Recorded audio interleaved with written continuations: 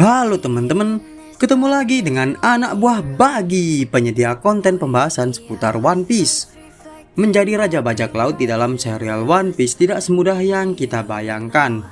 Menemukan harta terbesar yang ada di Laugh Tale dan menjadi raja bajak laut adalah dua hal yang berbeda cerita. Contohnya seperti ini. Jika Akainu yang menemukan One Piece, apakah Akainu akan dijuluki raja bajak laut? Tentu tidak kan? Menjadi raja bajak laut juga bukan tentang menjadi seorang bajak laut yang terkuat di dunia. Itulah sebabnya Shirohige dan Kaido tidak bergelar raja bajak laut. Kalau begitu, raja bajak laut itu apa sih? Di chapter pertama serial One Piece terdapat suatu narasi seperti ini. Kekayaan, reputasi, dan kekuatan. Seseorang yang telah mendapatkan segalanya. Raja bajak laut, Gold Roger. Kalimat tersebut terungkap di chapter 968 sebagai sebuah kalimat yang tertulis di dalam surat kabar. Kalimat tersebut hanya menjabarkan arti dari kata raja dalam definisi yang sangat luas. Kekayaan Roger sebagai raja bajak laut bisa jadi hanya secuil dari kekayaan yang dimiliki oleh Tenryubito. Kekuatan Roger sebagai raja bajak laut memang tak bisa diremehkan. Tapi bagaimanapun juga, jika kekuatan diukur dalam banyak hal seperti luasnya wilayah yang dikuasai dan kekuatan militer, pemerintah dunia masih jauh lebih kuat daripada Roger dan anggota kru bajak lautnya. Satu hal yang tepat mengenai Roger adalah reputasinya. Sebagai raja bajak laut, Roger dikenal oleh seluruh orang di dunia. Reputasinya yang mendunia bisa menyaingi reputasi yang dimiliki oleh pemerintah dunia. Tetapi reputasi tersebut didapatkan oleh Roger setelah ia disebut dalam berita di koran sebagai raja bajak laut. Selain itu, kalimat legend yang terdapat pada setiap opening anime One Piece tersebut sangat kontras dengan keadaan Roger yang sebenarnya. Maksudnya seperti ini.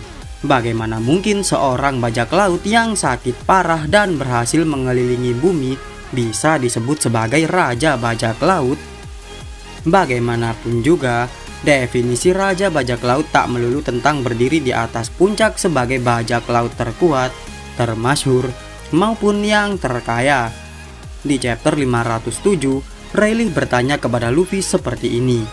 Mampukah Luffy menaklukkan ganasnya lautan dunia baru dan para orang-orang kuat yang menghuninya? Sebuah pertanyaan yang sangat bagus sekali dari wakil kapten raja bajak laut terhadap Luffy.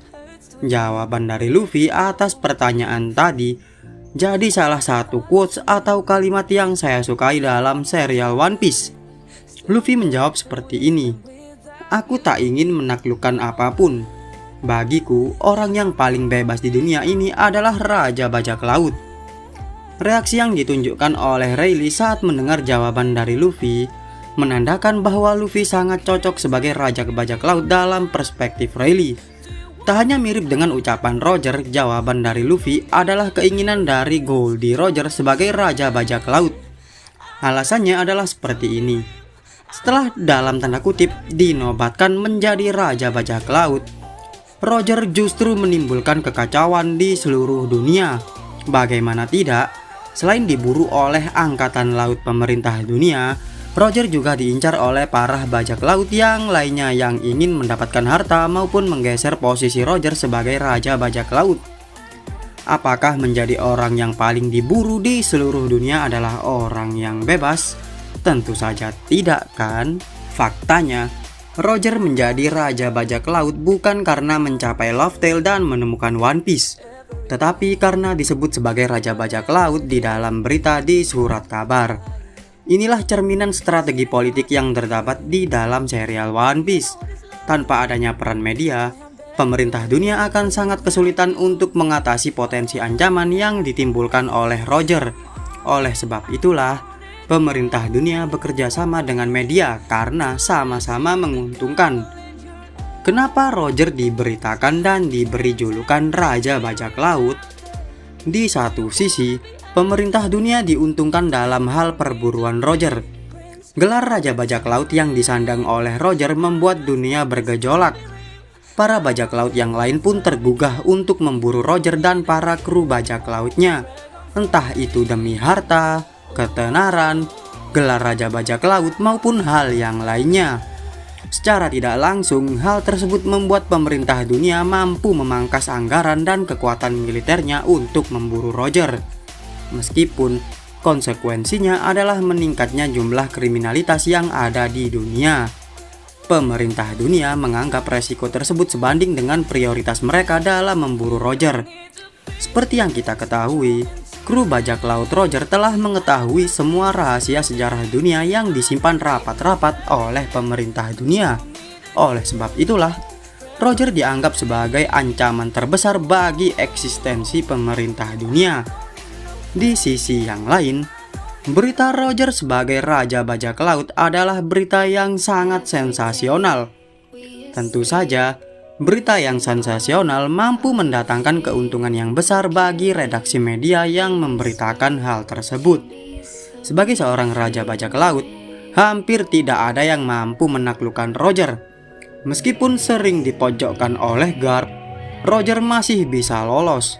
Meskipun berlayar di lautan dengan cuaca yang ganas, Roger berhasil melaluinya dan sukses mengelilingi dunia.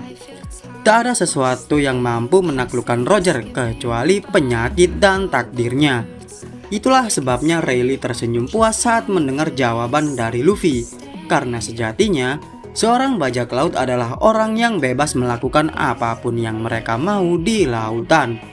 Sebaliknya, menjadi seorang penakluk tak akan membuat seorang bajak laut mendapatkan gelar raja bajak laut. Sebagaimana para Yonko yang punya wilayah jajahan hasil penaklukan, gelar yang mereka dapatkan hanyalah gelar kaisar lautan, bukan raja bajak laut. Para kaisar lautan ini justru bukan orang yang paling bebas di dunia, karena para kaisar lautan terjebak di dalam situasi percaturan geopolitik yang jalan di tempat dengan kaisar lautan yang lainnya maupun dengan pemerintah dunia. Itulah sebabnya menjadi raja bajak laut bukanlah perkara yang mudah. Kekayaan, reputasi, dan kekuatan saja tidak cukup untuk menjadi seorang raja bajak laut. Lalu bagaimana caranya menjadi raja bajak laut? Caranya adalah pencet tombol like video ini dan subscribe kanal YouTube Anak Buah Bagi supaya kalian bisa dapetin konten pembahasan seputar One Piece yang mantul langsung di HP kalian. Masih banyak video pembahasan seputar One Piece yang mantul dari channel ini untuk kalian tonton. Silahkan pilih salah satu video yang saya rekomendasikan. Sampai ketemu lagi dengan Anak Buah Bagi di video yang selanjutnya.